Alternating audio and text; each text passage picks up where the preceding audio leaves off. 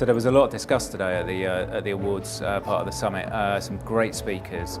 I think I would say the takeaways fell into maybe three broad categories. The first one was around the business of awards, and really one of the key takeaways there was around the changing nature of the awards. I think there were some really top tips from some of our early panelists. So identifying where your competitors are weak and relentlessly building a USP, a unique selling point around that weakness, so that you can really steal market share.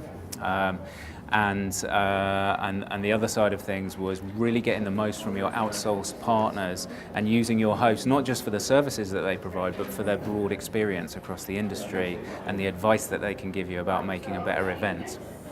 The second part we looked really, I think, falls under the idea of audience engagement.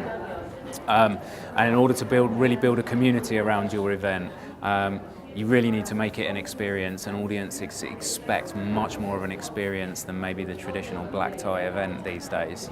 That's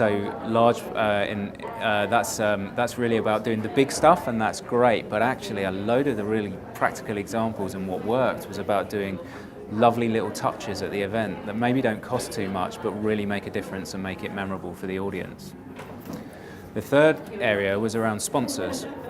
And obviously sponsorship is becoming harder to come by, it's tougher to get, and most people are moving towards this much more experiential, immersive partnerships with sponsors that is really enabling them to feel part of the awards scheme and part of the awards ceremony.